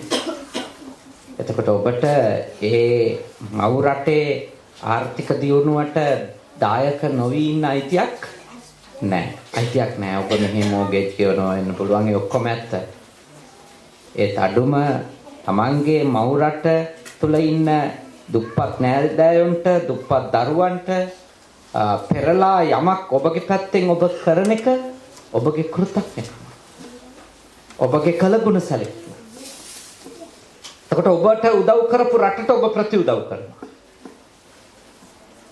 ඊළඟට ලංකාවේදී වගේ නම් ගොඩාක් දේවල් කරන්න පුළුවන්. මොකද දැන් අපේ දොස්තර මහත්තයානේ දොස්තර මහත්තයෙක් බිහි කරගන්න රටේ හැමෝම සම්බන්ධයි. රටේ හැමෝම සම්බන්ධයි. ගොවිතැන්පත් කරපු මිනිස්සුන්ගේ ඉඳලා මුට්ට කර ගහන පිටකොටුවේ ඉන්න නාටාමි මිනිස්සුන්ගේ ඉඳලා හැමෝම සම්බන්ධයි දොස්තර මහත්තයෙක් වීම දක්වා එන ගමනට. මම උපාධි සහිත භික්ෂුවක් වීම දක්වා ගමනට කී දෙනෙක් සම්බන්ධද? අපිට ඒක මතු පිටින් පෙනෙන්නේ අම්මයි තාත්තයි විතරයි. අපේ ළඟ නෑදෑයෝ සහ ගුරුවරු කීප දෙනෙක් වගේ තමයි පේන්නේ. නමුත් අපිට වක්‍රව ගොඩක් උදව් වෙච්ච මිනිස්සු ඉන්නවා. අන්නේ මිනිස්සු අපිට ඒ කරපු උදව් අපිට මතක තියෙනවා නම් අපේ පොසිෂන් එකේදී නේ. අපි ඉන්න තලයේදී අපි මේ මිනිස්සුන්ට වැදගත් විදියට කතා කරනවා. වැදගත් විදියට හැසිරෙනවා. මේ මිනිස්සුන්ගේ දේ අපිට කරලා දෙන්න බැරි වුණත් කරලා දෙන්න බැරි එක පවා අපිට ලස්සනට කියලා දෙන්න පුළුවන්. අපිට ගොඩක් කලගුණ සලකන්න ඕනි. මේ මිනිස්සුන්ට මම මේ ඩිරෙක්ටර් තනතුරේ ඉන්නේ, මම මේ චෙයාමන් තනතුරේ ඉන්නේ, මම මේ මැනේජර් වෙලා ඉන්නේ. මේ මිනිස්සුන්ගේ ශක්තියෙන් කියලා තමන් ගාවට සේවාව ලබා ගන්න සාමාන්‍ය මිනිහා ගැන හිතනවා නම් අපිට ඒ මනුස්සයාට හොඳ සේවාවක් කරන්න. කලගුණ සලකනවා කියන්නේ ඒවට. අපේ හිතේ තියෙන්න ඕනි අපි ආපු තැනට අනිත් අය කොච්චර දායක වුණාද කියන එක නේ. අනිත් අය කොච්චර සම්බන්ධ වුණාද කියන එක. ඒ නිසා ඒ කෘතඥකම දියුණු කරගන්න කොයි රටේ හිටියත් දියුණු කරගන්න. මේ රටත් ඔබට කොච්චර උදව් කරනවද නේ? ඔබේ ළමයි ටිකට උගන්න ගන්න මෙහි ගොඩක් අධ්‍යාපනය ෆ්‍රී නේ. සෞඛ්‍යත් සෑහෙන දුරකට නොමිලේ ලැබෙනවා නේ. ගොඩක් ඒවා ලැබෙනවා මෙහි. එතම ඔබේ දරුවන්ට හොඳ අධ්‍යාපනයක් මේ රට නිසා නැතනේ. ඒක මේ රටට ඔබට උදව් කරන්න පුළුවන් නේ. එකක් තමයි මේ රටේ නීතිගරුක වීම. මේ රටට කලගුණ සැලකීමක් නේ. මේ රටේ ගහකොළට ඇලදොලට කිසිම ආකාරයක හානියක් වෙන විදියට හැසිරෙන්නේ නැතිවීම. මේ රටේ මේ රට අස්වද්දපු මිනිස්සුන්ගේ ඒ પરම්පරාවල තියෙන උරුමෙට හානියක් නොකර ඉඳීමනේ. ඒ මිනිස්සුන්ගේ අනන්‍යතාවය විනාශ නොකර ඉඳීම. කොච්චර දේවල් අපිට කරන්න පුළුවන්ද මේ රට ඔබට කරපු උදව් වලට ප්‍රතිඋදව් කරන්න. නේද? අඩුම ලංකාවයි එංගලන්තේ මැච් එකක් ගහන වෙලාවට ලංකාවට අප්පුඩි ගැහුවත් එංගලන්තෙට විහිළු නොකර ඉන්න පුළුවන්. නේද? මොකද හේතුව ඔබ ලංකාව තුල ඉඳලා ඇවිල්ලා දැන් ඔබ මේ රට තුල ජීවත් වෙනවා නේ. මේ රට තුල ජීවත් වෙනවා. ඔබගේ දරුවෝ ජීවත් කරනවා. මේ රට ඔබව සූර ගන්නව නෙවෙයි. මේ රට ඔබට උදව් කරනවා. ලොකු උදව් කරනවා. මට පේනවා මේ රටේ මිනිස්සුන්ට හොඳයි මේ රටට ආපු මිනිස්සුන්ට නේද? ටැක්ස් ගත්තත් ගන්න එකට හරියන්න වැඩ කරලා තියෙනවා. අපේ ටැක්ස් ගත්ත තරමට අපේ රටට වැඩ කරා නම් අපි කොතනද? අපේ රටේ ඇත්ත වශයෙන්ම ඒ ගන්න ටැක්ස් එකෙන් අපේ රට දියුණු කරගත්තු ප්‍රමාණය මදි. නමුත් මේ රටවල් ටැක්ස් අරන් හොඳට සේවාවක් දීලා තියෙනවානේ. අපි එනකොට මේ හයිවේ වල දාලා තියෙන කැමරා සිස්ටම් වලටම කොච්චර යනවද? ඒක ඇතුලේ අපිට සේවාවක් ලැබෙනවනේ. එකක් අපේ ජීවිත රකින්නනේ කැමරා දකින්නකොට අපේ වේගය අඩු වෙනවා.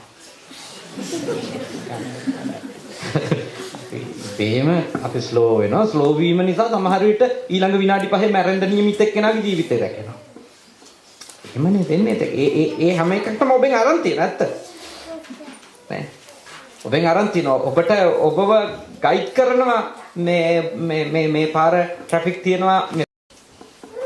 ඒකයි අපි හිතුවොත් සියුම්ම අපිට අපි ජීවත් වෙන හැමතැනකම උදව්වක්. අපේ වගකීම තමයි ඒ කිසි තැනක් විනාශ නොකරන එක නේ. පෙරලා අපි මහ ලොකු දේවල් දෙන්න ඕනේ නැහැ, කරන්න ඕනෙත් නැහැ. හැබැයි තියෙන එක නැති නොකර ඉන්න එකත් ලොකු කලගුණ සැලකීමක්. ලොකු කලගුණ සැලකීමක්. ඔබ ඉන්න රටට, ඔබේ මව් රටට විනාශයක් නොකර ඉන්න එක ලොකු කෘතඥකමක්. ලොකු කෘතඥකමක්. ගහක් කොලක් ගාව හරි වැරදියට කැලිකසල් ටිකක් අද්දාලා යන්නේ තියෙක. එකත් කලගුණයි. හුස්ම ගන්න උදව් කරපු ගහට ඒ ගහ විනාශ වෙන විදිහට අපි ප්ලාස්ටික් මේ කැලිකසල දාලා යන්නේ ගහ ගාව. කලගුණ සැලකීම. අපේ බුදුහාමුදුරුවෝ පෙන්වුවේ ඒකනේ. බුද්ධත්වයට පත් වෙච්ච ගමන් උන්වහන්සේ දෙවනි සතියේදී ဒ ුතියංච අනිම්මිසන්නේ. ඇසිපිය නොහෙලා තමන් දානේ ගත්ත, තමන් සැතපිච්ච, තමන් වැස්සට ඉඳපු තමන් දැඩි රස්මිය වෙලාවට ඉඳපු තමන් භාවනා කරපු ඒ බෝධිය දිහා බලන් හිටියා. ඒ කියන්නේ ඒ බෝධිය කරපු උදව්ව පෙරලා අනුස්මරණය කරා. ඒකට කෘතඥ වුණා.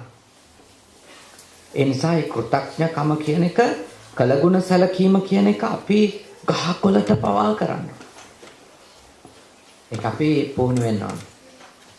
අනිවිස ලෝචනයෙන් බලන් ඉඳිපු කියන්නේ කළගුණේ. කෘතඥ බව. හැබැයි මෙතන තේරුම් ගන්න කව චූටි එකක් තියෙනවා. ඒ තමයි කළගුණ සැලකීම සහ වහල් වීම. තේරුණානේ? කළගුණ සැලකීම සහ වහල් වීම කියන්නේ එකක් නෙවෙයි දෙකක්. දැන් මේ බටහිර යුරෝපීය ජාතීන්ගේ ගාවත් කළගුණ සැලකීම තියෙනවා. ඒගොල්ලන්ට අපි කොෆි එකකට ඉන්වයිට් කරොත් අපිටත් අනිවාර්යෙන්ම කොෆි එකකට එන්න කියලා ඒගොල්ලෝ කියනවා. ගොඩ වෙලාවට කියනවානේ. අපි දින එකක් දුන්නොත් අපිටත් ඒගොල්ලෝ එන්න කියලා දින එකක් දෙනවා. හැබැයි විශේෂත්වය තමයි ඒකින්ද ඒ කවුරුක්වත් මේ කාගේවත් වහල්ලු වෙන්නේ නෑ. වහල්ලු වෙන්නේ නෑ. අපි ගිහිල්ලා ඒගොල්ලෝගේ මේ පාකින් ලොට් එකට යන්න බැරි වෙන්න අපේ වාහනේ පාක් කරලා තිබුණොත් ඒ මිනිස්සු ඇවිල්ලා වහාම කියනවා ඔයා එහෙම පාක් කරන්න එපා. මෙතන අපිට ඩිස්ටර්බ් වෙනවා. අර කෑමක් දුන්නා, එහෙත් කෑවා, මෙහෙත් කෑවා කියන එක මත එහෙම මොකද වෙන්නේ නැහැ. දැන් අපේ රටේ තියෙන අපි හිතනවා එහෙම අපිට උදව්වක් දුන්නා, අපිත් උදව්වක් ගත්තා. එතනින් පස්සේ යාගේ මුකුත් වැරද්දක්වත් පෙන්වන්න අපිට අයිතියක් නැහැ. ඒක නෙවෙයි තාම මිනිස්සු පණින්නේ මේ මෛත්‍රීපාල සිරිසේන මහත්තයාට. ඒ කියන්නේ මිනිස්සුන්ට ගොඩක් ඒ ප්‍රශ්නේ පොහොට්ටු ශ්‍රී ලංකා කට්ටියට ප්‍රශ්නේ මෛත්‍රීපාල මහත්තයා ගියේ එකම නෙමෙයි ඇත්තටම. කලින් දවසේ ආප්පා කාලා ගිය එක. ඒක තමයි ඒ අර්බුදය. ඒ කියන්නේ කාලා එහෙම කරනවද? ඒ කියන්නේ අපේ ඔළුවේ වැඩ කරන කලගුණ සැලකීම කියන්නේ ඒක තමයි. අපි හිතනවා එහෙම කෑවට පස්සේ එකට කෑවනම් එහෙම පොලිටිකලි ඩිසිෂන් වලට යන්න බෑ කාටවත්. කෑවනම් කපු විදියට ඉන්න ඕනේ ඒවම කකා. සමාවෙන්න මම පොලිටික්ස් නේ එයා ගත්ත තීරණේ හරි තීරණේ වැරදි තීරණේ නෙවෙයි. මට ඒකේ තියෙන අපේ කියන්නේ සබ්කොන්ෂස් එකේ අපේ වැඩ කරන එක මම කියන්නේ. අපි හිතනවා එහෙම කෑවට පස්සේ එහෙම ඒ කන දීපුවා ගැන එහෙම මොකොත් අදහසක් පළ කරන්න තීන්දුව ගන්න බෑ කියලා. ඒක නෙමෙයි කලගුණ සැලකීම. කලගුණ සැලකීම ඒකට නම් හොඳම දේ තමයි ජනාධිපති වෙච්ච ගමන් ආප්ප සංග්‍රහයක් කරලා මහින්ද මහත්තයට එම කන්න දුන්නා නම් ඉවරයි ප්‍රශ්නේ නේ. වෙන්න කලින් කාලා ආවා වුණාට පස්සේ කන්න දුන්නා ඉවරයි. කලගුණ සැලකීම කියන්නේ කවුරු හරි කාගේ හරි වහලෙක් වීම නෙමෙයි. ඒක පටල ගන්න. මම මගේ අම්මට කලගුණ සලකනවා කියන්නේ මගේ අම්මා මිත්‍යා දෘෂ්ටික අදහසක් දරනවා නම් මං ඒක කටපියම් බලන් ඉඳීම නෙමෙයි. මගේ අම්මන්ට මම කියලා දෙන්න ඕන ඕක වැරදි. ඔයා පිළිගත්තත් නැත්නම් ඕක වැරදි. ඒක මගේ අකෘතඥකම නෙවෙයි. හදලත් ඔහොම කියනවාද? හදපු ඉන්න තමයි එහෙම කියන්නේ. ඒ කියන්නේ යා හදපු ඉඳනේ මම දන්නේ ඒක වැරදි කියලා. ඒ හින්දා තමයි යාට කියලා දෙන්න ඕන අම්මා ඕක වැරදි. ඔයා මේසෙ වෙන්න එපා. ඕක නෙවෙයි හරි ධර්මයේ. ඒ කියන්නේ අපි හිතුවොත් අම්මයි තාත්තයි අපි හැදුවා ඒගොල්ලොන්ට අපි මොනවද කියන්න හොඳ නැහැ. අපි ඒගොල්ලොන්ට බනින්න හොඳ නැහැ. අපි ඒගොල්ලොන්ට ගහන්න හොඳ නැහැ. අපි ඒගොල්ලෝ බඩගින්න තියන්න හොඳ නැහැ. ලෙඩ වෙලා ඉඳිද්දි අතහැරලා දාන්න හොඳ නැහැ. ඒක හරි. අපි ඒවට අදාළ ප්‍රතිකාර කරන්න ඕනේ. නමුත් අපි ඒගොල්ලෝ වැරද්දක් කරනවා නම් අපි කියලා දෙන්න ඕනේ අම්මා ඔක හොඳ නැහැ. තාත්තා ඔයා කරන්නේ වැරද්දක්. ඔක කරන්න එපා. ඔක සීලය නෙමෙයි. ඔක ධර්මය නෙමෙයි. ඔක ප්‍රඥාවන්ත කෙනෙකුගේ හැසිරීමක් නෙමෙයි. ඒක කෘතඥකමක් නෙමෙයි. මොකද බුදුහාමුදුර අපේ හාමුදුරලා දන්නවා සුප්පතිකාරක සූත්‍රය. සුප්පතිකාරක සූත්‍රයේ අම්මටයි තාත්තටයි උපකාර කිරීම කලගුණ සැලකීම අමාරුයි කියලා තියෙනවා. කොහොමද?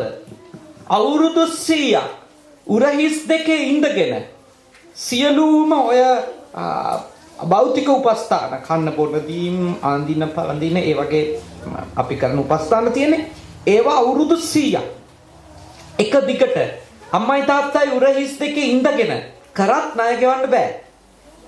ඒක උපකාරත් නෙමෙයි අම්මා කරපු උපකාරයට තාත්තා කරපු උපකාරයට ප්‍රතිඋපකාරත් නෙමෙයි අධිකතර උපකාරත් නෙමෙයි. සුප්පතිකාරක සූත්‍රය අංගුත්තර නිකාය. අරන් කියවන්න පුළුවන් ඔබට.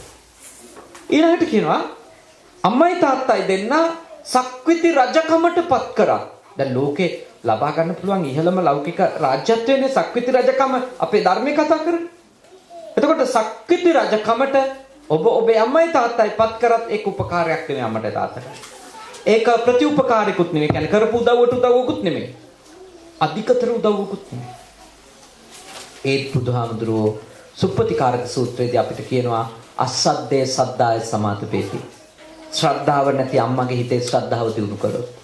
දුස්සීලේ සීලේ සමාදපේති. දුසිල්වත් අම්මා සීලේ සමාදන් කෙරෙව්වොත්.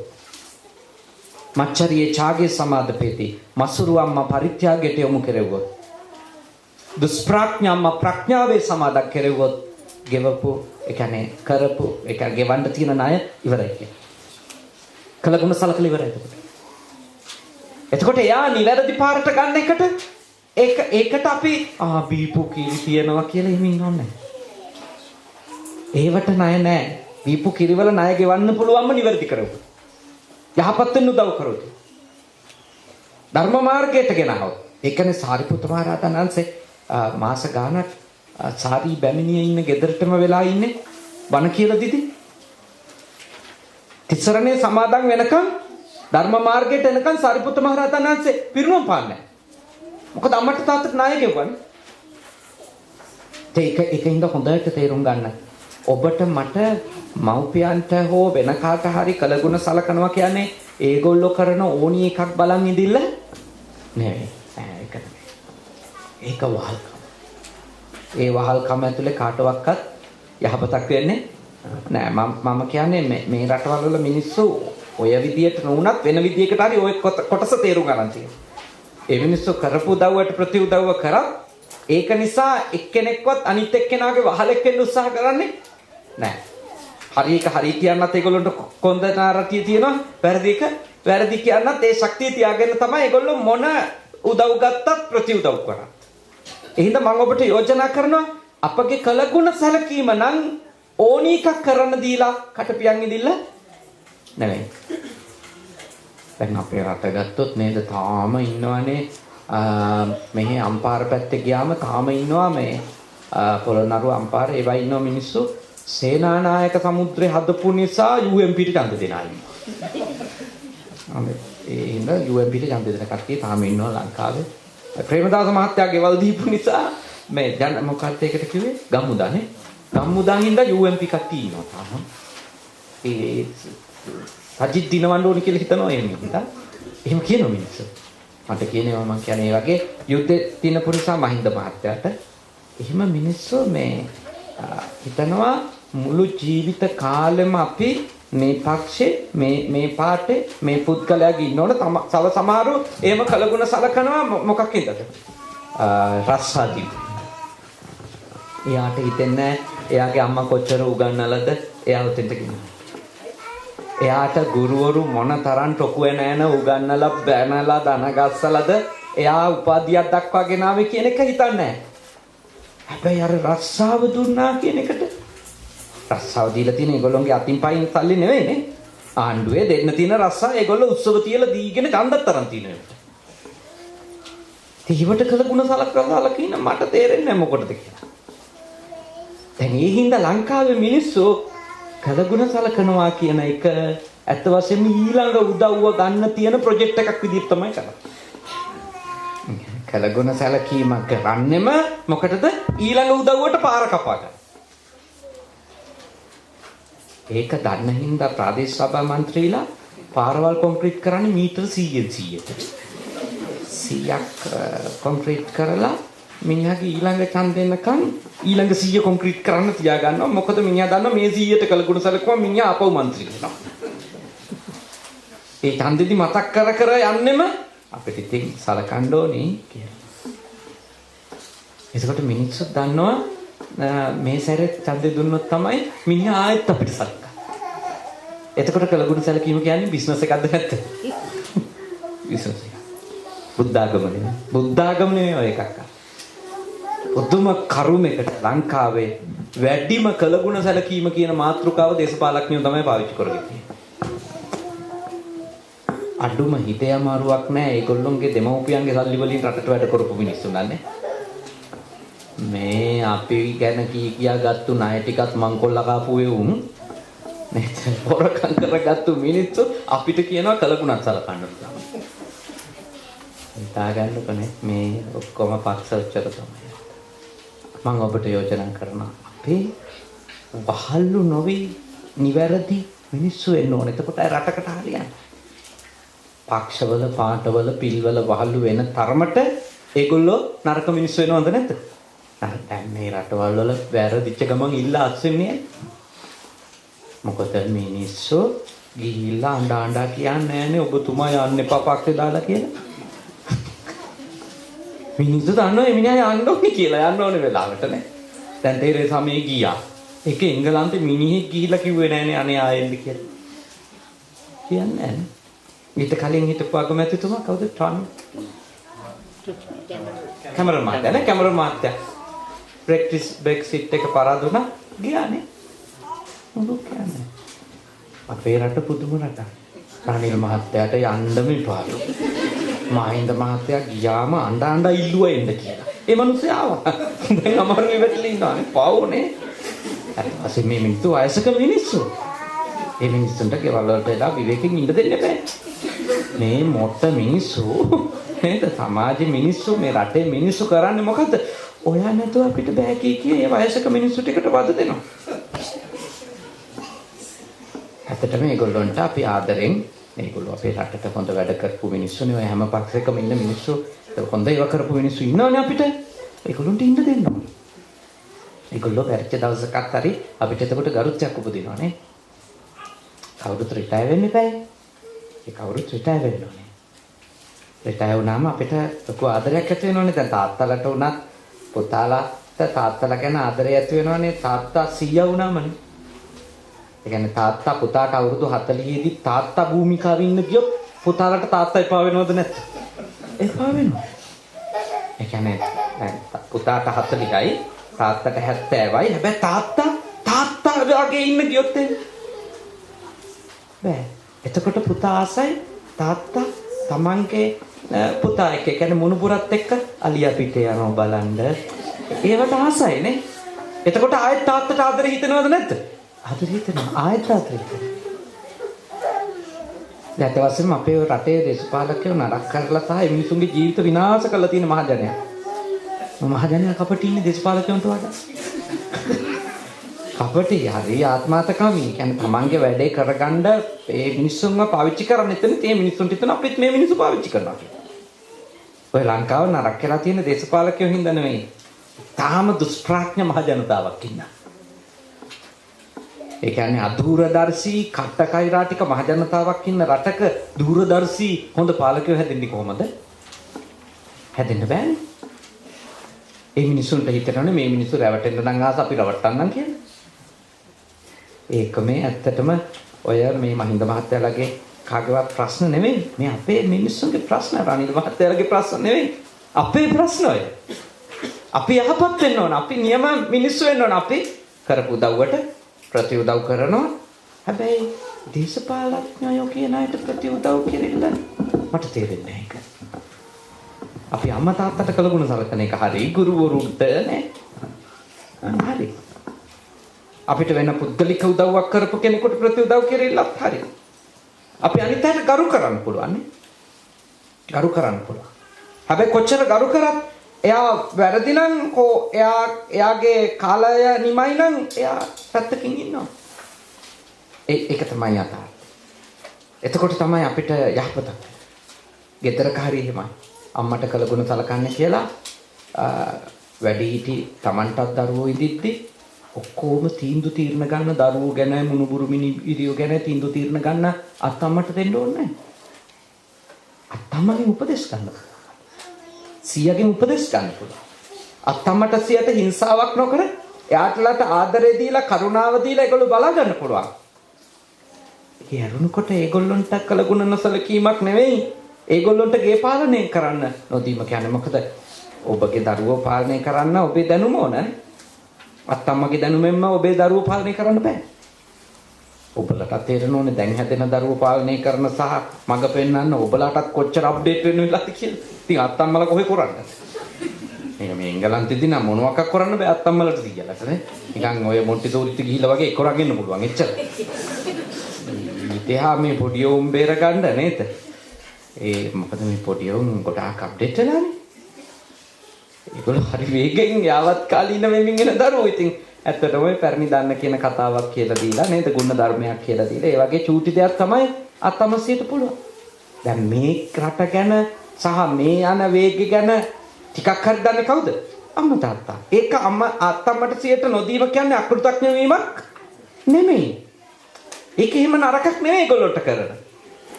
ඒගොල්ලොන්ට අපි අර පොඩි මුණුබුරාට මිනිබිරියට උගන්වන අත්තම්මා නිසා තමයි ඔයාට අම්මෙක් ඉන්නේ. ඔයාට තාත්තෙක් ඉන්නේ. එතකොට අපි එයා අපිව හදාගත්ත හොඳට. අපිට හොඳට බැලුවා. අපි එංගලන්තයට ආවේ එයාලා අපි හදපු හින්දා. දැන් අපි යාව මේ රටට ගෙනත් තියනවා. යා තනියෙන් ලංකාවේ තියන්න බැරි හින්දා.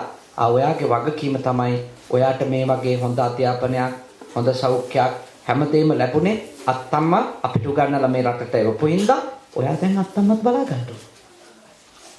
ඒක කියලා දෙන්න ළමයිට. ඒක කියලා දීම සහ මේ අනිත් කටයුතු වලදී ඔබ තීරණ ගැනීම කියන්නේ ඒක වෙනම එකක්. ඒක හරි බුද්ධිමත්ව තේරුම් ගන්න. මේවා මේ කාටවත් වැඩිහිටියන්ට කරන නරකක්වත් අපිට කලින් මේ දෙයක් හොඳට කරපු මිනිස්සුන්ට කරන අයහපතක්වත් නෙමෙයි ඒක. ඒක මේ හදවතින් තේරුම් ගන්න විතරක් මදි නේද? ඒවා ප්‍රඥාවෙන් තේරුම් ගන්න. නුවණ ඕනනේ මේ යථාර්ථ වලට මුහුණ දෙන්න අපිට. ඒ හින්දා හොඳ බුද්ධිමත් දෙමව්පියෝ වෙන්න කියලා මම ඔබට යෝජනා කරනවා. දැන් මම පැයක් බණ කිව්වා මම. උනට කාලා ඉන්නේ නේද හඳුරු. දැන් 4ට 10යි. මෙච්චර වෙලා කිව්වේ මොකද? කලගුණ සැලකීම සහ ඊට අදාළ කාරණා නේ? සමාජීය කාරණා, දාර්ශනික කාරණා සහ ආගමික ප්‍රස්තුතයකට. ඒ ඔක්කොම ටික තමයි මේ පැයක වෙලාවක් කතා කරේ. ඉතින් මේ වෙලාවේ බණ අහනවා කියන එක දේසි වැඩක් නෙමෙයි. හරි අමාරු වැඩක්. මේ ගිනිමත් දහනේ නේද? මේ වෙලාවේ බණ අහන වෙලාව නෙමෙයි, මේ අපිට නිින්ද යන වෙලාවක්. නමුත් ඔබ බොහෝම හොඳට අහන් හිටියා. මම සතුටු වෙනවා ඔබලා සක්‍රියව සවන් දීම ගැන. ඊටාම සතුටුයි හොඳට මේ දුව දරුවොත් දොනිකට තේරෙනවද මම කියන්නේ? චුට්ටක් තේරෙනවා නේ? හරි. සිංහල තේරෙන දරුවන්ට චුට්ටක් හරි තේරෙනවා. ඉතින් අනිත් ළමයින්ටත් මම ඉල්ලා සිටිනවා සිංහල උගන්වන්න. අපේ දරුවන්ට සිංහල උගන්වන්න. අපේ මව් බසනේ. තමන්ගේ අම්මා කතා කරපු භාෂාව දරුවෙක් දන්නේ නැහැ කියන්නේ ඒක දරුවෙකුට හොඳ නැහැ. අම්මා මව් බසක් මැරෙනවනේ දුවෙක් පුතෙක් කතා නොකරොත් නේද? ඒ මව් බස ඉවරයි ඒ පරම්පරාවට. එයා ඊට පස්සේ වෙන භාෂාවකින් වැඩ කරන එක නරක නෙමෙයි. නමුත් ලංකාවේ සිංහල කියන භාෂාව ලංකාවේ විතරනේ තියෙන්නේ. ඒක ලෝක උරුමයක් නේ. මේ භාෂාව කියන එකක් ලෝක උරුමයක්. එක් භාෂානේ අනන්‍ය. ඒ භාෂාවල් අපි ලෝකේ කොයි රටක හිටියත් අපේ ඒ උරුමය අපි ආරක්ෂා කරන්න ඕන. ඒක ඔබේ දරුවන්ට මම යෝජනා කරනවා සිංහලෙන් කතා කරන්න කියලා. ඔබලාට තියෙන ලොකුම දුක් ගැනවිල්ල තමයි අපි සිංහලෙන් කතා කරාට එයාලා ඉංග්‍රීසියෙන් උත්තර දෙන්නේ කියලා. ඒකෙම අදහස පුංචි උන් කට්ටයි කියන එක. එහෙනම් පොඩි උන්ට සිංහල තේරෙනවා ඉංග්‍රීසියෙන් උත්තර දෙනවා කොහොමද? එහෙනම් පොඩි කාට මොකද කරන්න ඕනේ?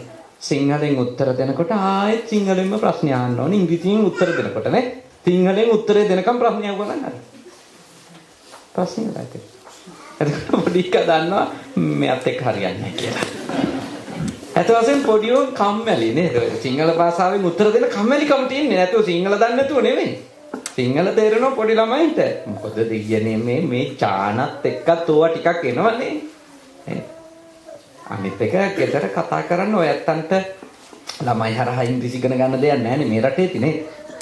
ළමයි ඉංග්‍රීසියෙන් කොහොමද ඉගෙන ගන්නෙ? හැබැයි ගෙදර හරි අම්මා තාත්තා සිංහලෙන් දරුවොත් එක්ක වැඩ කරන්න කියලා බොහොම ආදරෙන් ඉල්ලනවා. මොකද මේ පුංචි උන් කවදා හරි ලංකාවට එන්න වුණොත් ආගන්තුකයෝ වෙන එක නවත්තනවා.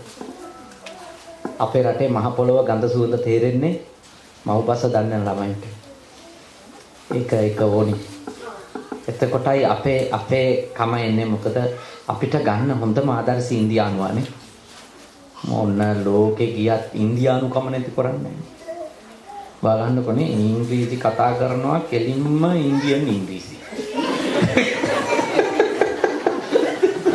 කිසි ප්‍රශ්නයක් නැහැ. දැන් අපේ රටේ අයට තමයි තියෙන ඔක්කොම ලෙඩ තියෙන්නේ නිකන් අපි කතා කරන්න ඕන රැජිනගේ පුතා වගේ. our country කියලා ලස්සන කියනවානේ. ඒ ඉන්දියන් ඉංග්‍රීසි බලන්නකෝ වැඩේ කරගන්නවානේ our වලින් හරි. දැන් අපිට එහෙම බෑ රැජිනගේ පුතා වගේ නිකන් චාල්ස් කුමාරයා වගේ අපි ඉංග්‍රීසි ප්‍රොනවුන්ස් කරේ නැතොත් හොඳම අචි. ඔන්නෝම හීනමාන අපිට. මම යෝජනා කරන තමන්ගේ ළමයාට සිංහල බැරි නම් තමයි හීනමානි වෙන්න ඕන. අපි මේ සුද්ධියෝ වගේ ඉංග්‍රීසි කතා නොකරයි කියන එකට අපිට ප්‍රශ්නයක්. මේක අපේ මව්බස නෙවෙයි. අපි ඒක අපේ වැඩ කරගන්න තියෙන භාෂාවක් විදියට අපි මොන જાතියෙන් හරි ඒක යස් 50යි 90යි හරි කමන්නේ දාලා ඒක ඉවර කරගන්න ඕනේ. ඊක ගැන මත වෙන්න එපා. මව්බස බැරි නම් ලැජ්ජ වෙන්න. නේද? අපේ මව්බස සිංහල. එහෙනම් බුද්ධිමත් වෙන්න ඒ මව්බස රකින්න. මම ඉල්ලා සිටිනා ඒක රකින්න කියලා. ඒක අත්තම්මලා සියලා නම් මෙහි ඉන්න අය පින් සිද්ධ වෙනවා. මේ මොනුපුරු මිනිබිරියොත් එක්ක සිංහලෙන්ම වැඩ කරනවා. සිංහලෙන්ම වැඩ කරනවා. ඒක මේ දරුවන්ට කරන්න පුළුවන් ලොකු අනුග්‍රහයක් නේ. හොඳයි ඒක මතක් කරේ ඉතින් අපේ රටට මේ දරුවෝ ඕන නිසා. මේ දරුවෝ අපි ආස කොහොම හරි අපේ රට හොඳ තැනක් වුණොත් මේ දරුවන්ටත් ඇවිත් අපේ රටට වැඩ කරන්න පුළුවන් තත්ත්වයක් තියෙන්න එපා නේද? අපේ දරුවෝ අපේ එක પરම්පරාවක් ලක්ෂ 30ක් විතර ලංකාව අතෑරලා උගත්තු ඇවිල්ලා තියෙන එළියට. අද හිස් මිනිස්සුන්ගේ ලංකාව පිරලා තියෙන්නේ. දැන උගත් මිනිස්සු ලක්ෂ 30ක් පවුල් මේක අතෑරලා යෑම අපිට සතුටක් නෙමෙයි. ඉතින් තව එක ත්‍රස්තවාදී කැරලි දෙකක් ගියොත් තව කිසි මිනිහෙක් ඉතුරු වෙන්නේ නැහැ. යන්න පුළුවන් හැම මිනිහම දාලා යයි යන්න. ඊට පස්සේ ඉතුරු වෙන්නේ කවුදනේ? මොන රටක් තියෙද අපේ රටේ? ඒ නිසා මේ දරුවෝ කවදා හරි එන්න ඕනේ අපේ රටට. එහෙම එන්න පුළුවන් තත්ත්වයක් උදා වෙයි. අපි ප්‍රාර්ථනා කරන්න ඕන. අපේ හිත හොඳ කරගත්තොත් අපි හොඳ හිත වලින් පැතුවොත් යම් දේවල් හරියනවා. අපි දන්නේ ආරයද මෙයාද කියලා. නමුත් අපිට හොඳ යහපත් සමාජයකට අපිට හොඳ සිතුවිලි තියෙනවා. යහපත් රටකට අපිට හොඳ සිතුවිලි තියෙන්න ඕන. අන්නේම හොඳ සිතුවිලි වලින් අපි වැඩ කරනකොට හොඳ ප්‍රතිඵල නිර්මාණය වෙනවා.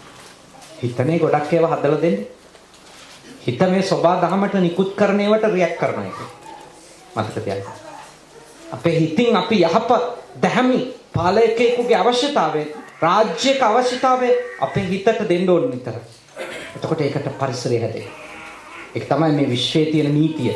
මේ සබා ධර්මයේ තියෙන රිද්මය එක. ඒ රිද්මයට අපි එකතු වෙනවා. එහෙම නැතුව ආරයාගේ පස්සේ මෙයාගේ පස්සේ ගිය කියලා ප්‍රශ්න විසඳෙන්නේ නැහැ.